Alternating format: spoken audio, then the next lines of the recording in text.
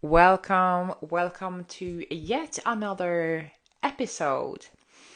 Today we're going to talk about when can you expect your audience to buy from you. And I think it would be awesome if we could understand when that is going to happen. When can I predict my first client? When is my first client going to sign? When will I get new clients in? That would be wonderful to know. Because if you're one of those who still you post consistently, you show up consistently, you create freebies, you create webinars, workshops, challenges, you talk and you engage with your audience, you talk about your offer, you're trying to sell your offer, but still people do not buy from you. So you want to know, when is the sale going to happen? And I don't think there's no way to understand to know when you can expect your first sale. When can you expect people to buy? But there's something that you can do to get a better understanding of how can I influence my audience to make a buying decision.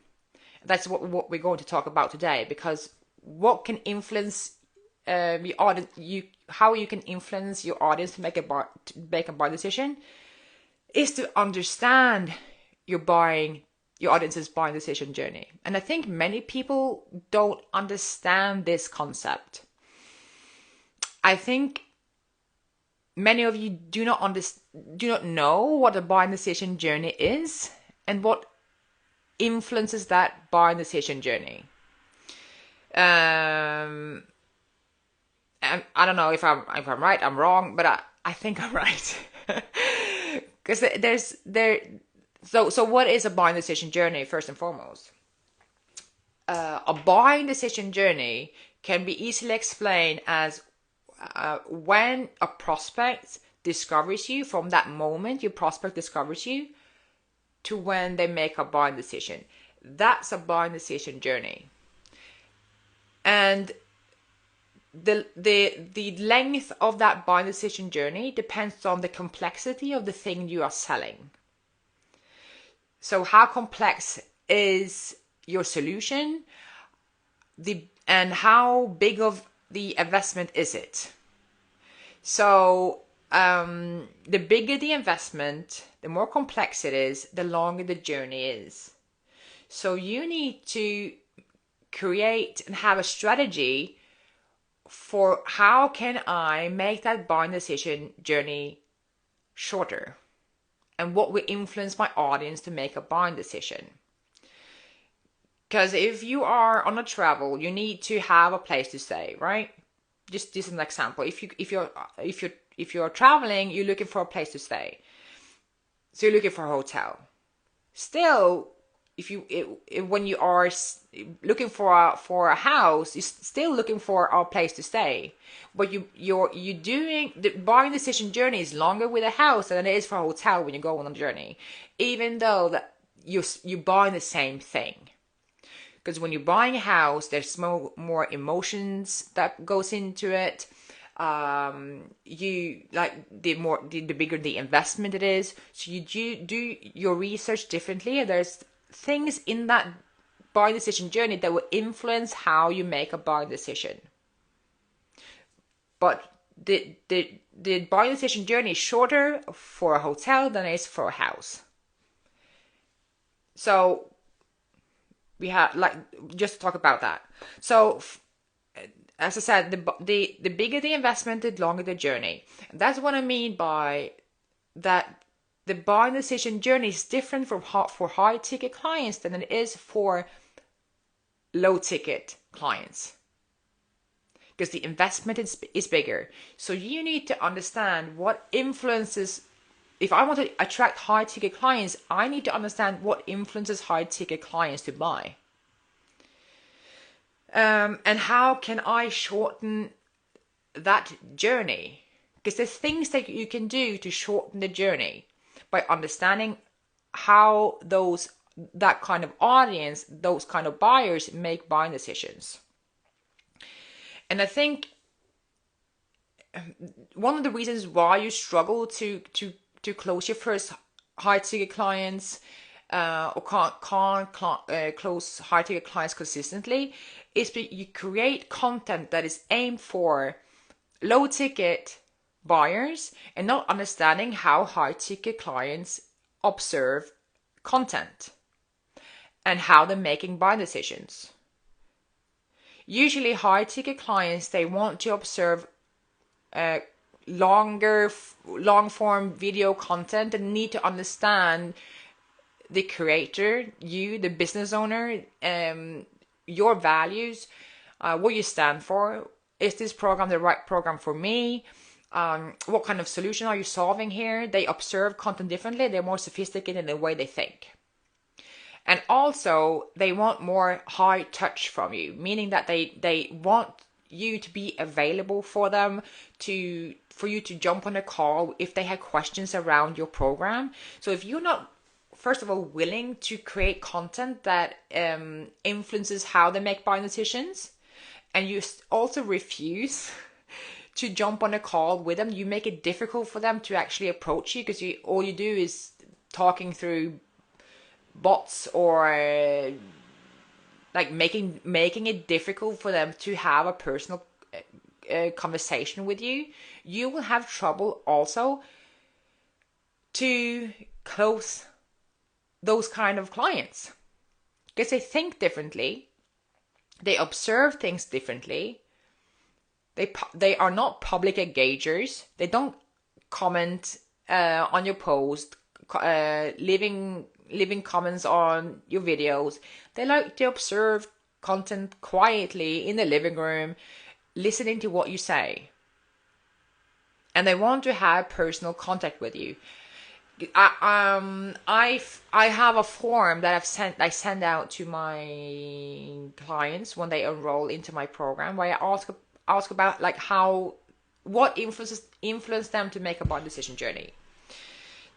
And there's two things that comes up again and again.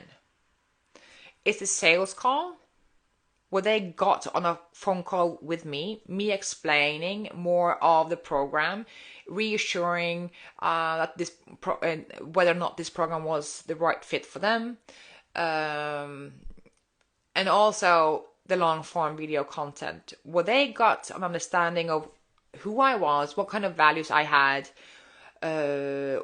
who I was, who my program is for, and me showcasing what I know. That was the two things that influenced them to make a buying decision journey. That's data that I have, that they have answered themselves. So if you are like, what you have to ask yourself is, are you creating content strategy and networking strategy that is aligned with how your audience is making buying decision journey? How they're making buying decisions, I mean. Are you creating, do you have a content strategy? Do you have a networking strategy that is aligned with how your audience is making buying decisions? Because if you are here not willing to share your perspective, you're creating content that is aimed for low ticket buyers, you make it difficult for them to approach you, to contact you, to have a conversation with you. You make that buying decision journey longer. So usually, for me, when a prospect lands on my page, when they discover me, it usually takes them 3 months to make a buying decision. And again, you need to make it easy for your audience to get a sense of an understanding of who you are and what kind of values you have and what you do and who you help. You need to make it easy for them to trust you. So what I'm saying is, if your buying decision journey is 3 to 4, 5 months, the amount of the work that you put in now, you will see a result in December, January. That's what I mean. So the amount of effort you put in today, you will see the result in 4 months, because the buying decision journey is 4 months, 3 months, 4 months. So if you struggle with these things, if you postpone these things to be better on these things, the buying decision journey is longer. So you need to find out, how can I make it easier for my client, for my audience to trust me? How can I shorten the buying decision journey? That you need to figure out. So I think the first problem you have is that you do not have the right strategy that is aligned on how your audience is making buying decisions.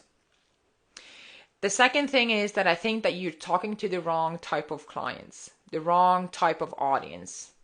You're not talking to qualified leads,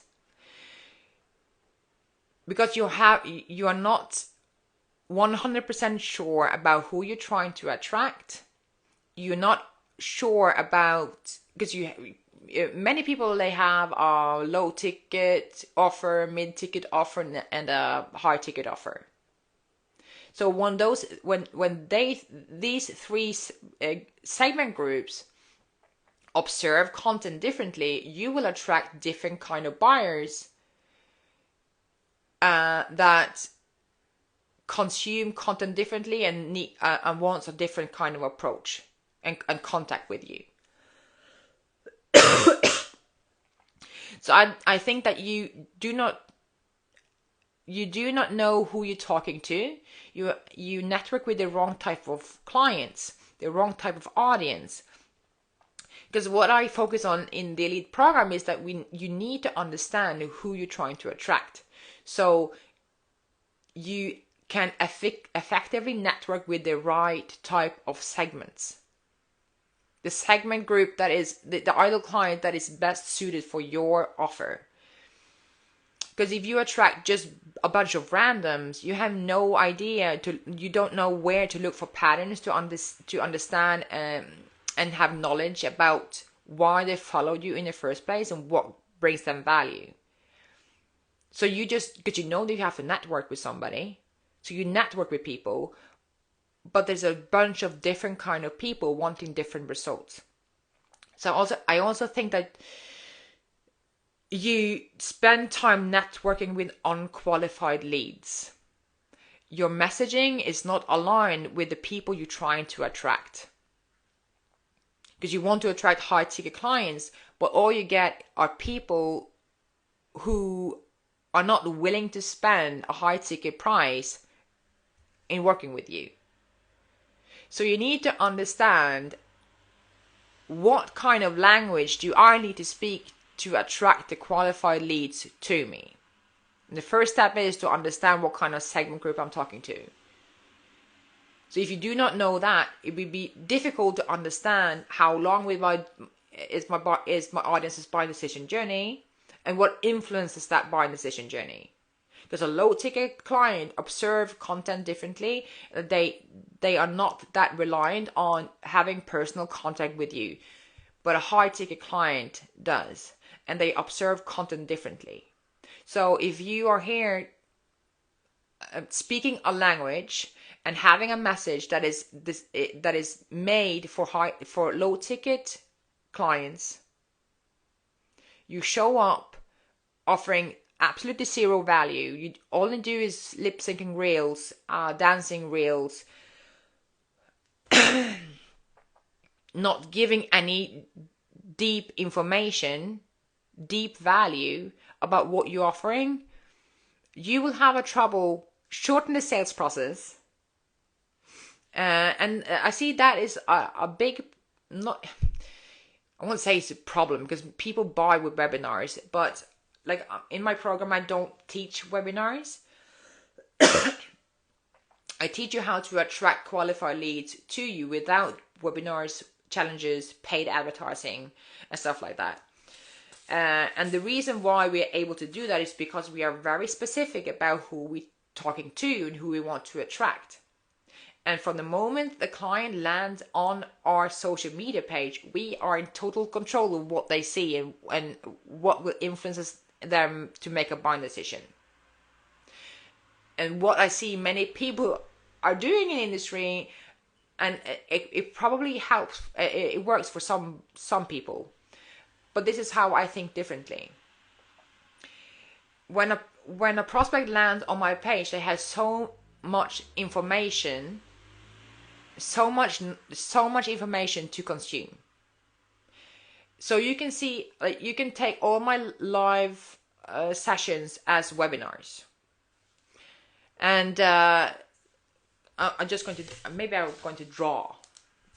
Hi, Daniel. Because if this is a buy decision journey,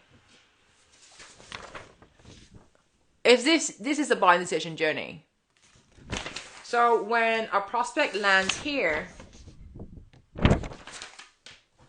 there's nothing for them to consume here, nothing. But you have a webinar here.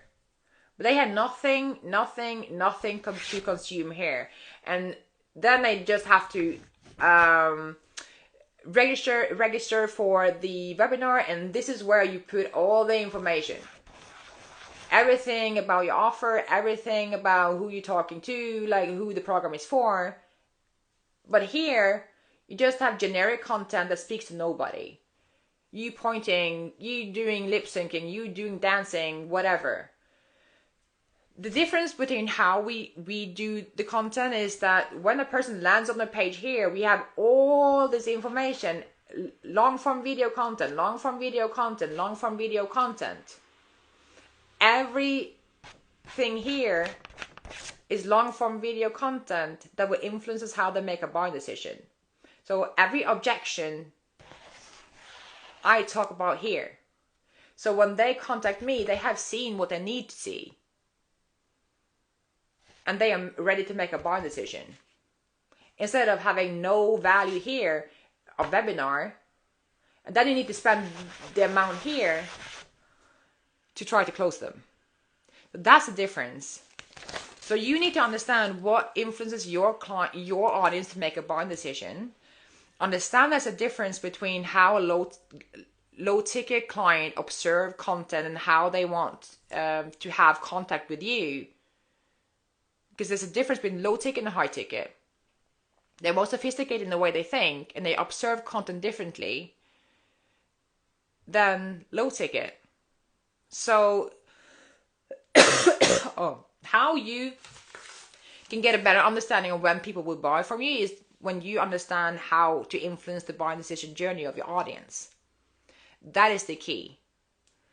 So, even though you post consistently, you create freebies, you create webinars, if you do not understand what influences my audience, what will shorten the sales process, you will still continue to struggle with this part. You will still struggle to close clients consistently because you do not know, you have no control over when your prospect land on your social media page, what will influences them to buy. You have no long form video content to explain how you help people to solve this one specific problem that they're struggling with. You have no deep value that you offer. All you do have is a webinar that people can sign up for, a free webinar. And on that webinar, you need to convince them. It's a bad strategy, y'all. In my opinion. So that's why this process that I'm teaching is so effective. It's because we do these live sessions, we produce long form video content. So instead of me trying to get y'all on a webinar and try to convince you on that one webinar, you can see all my long form video content whenever you want, again and again and again and again and again, for free. It's a great strategy in my opinion. Yeah, Daniel. And also, like, when you produce long form video content, I think many people struggle with, like, nobody's watching my live sessions. Nobody see this kind of video content. But the thing is, like, people, long form high ticket clients, they observe content quietly. So they sit in the living room on a Wednesday, binge watching every single live session you have had. That's the thing. They do not engage publicly, but they watch your content quietly for themselves and making up their own mind. Do this person have the same values as me? Because that is important to them. Do they have the same values as me? Do I like the process that they are teaching? I have this problem, but is the solution that they are offering, is that the same? Is that the right solution for me? So they observe content quietly, not publicly engaging. So it can be sometimes frustrating to understand if it has an effect or not. But high ticket clients, they watch the replays. They binge watch all of your content. They listen to all of your podcast episodes. Because when they realize that they actually have a problem, when they go from unaware to problem aware, when they understand that they have a problem, they're looking for solutions. So they want to be educated on the problem that they're currently experiencing. The problem that they have right now that they need to solve.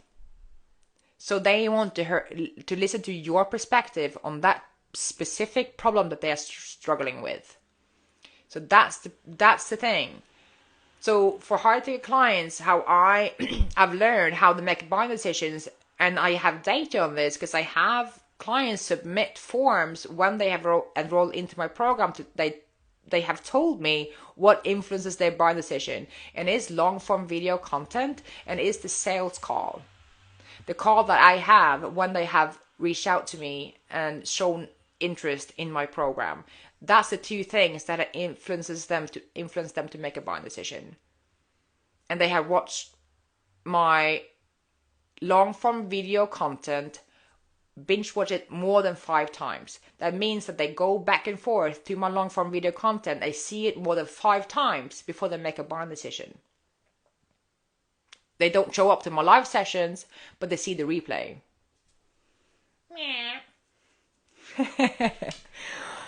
But yeah, that was the live session today. So how can you understand when people will buy from you? Is to understand what will influence them to make a buying decision. Understand your audience's buying decision journey and how to shorten it.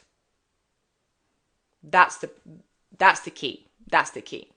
So I hope this live session was valuable.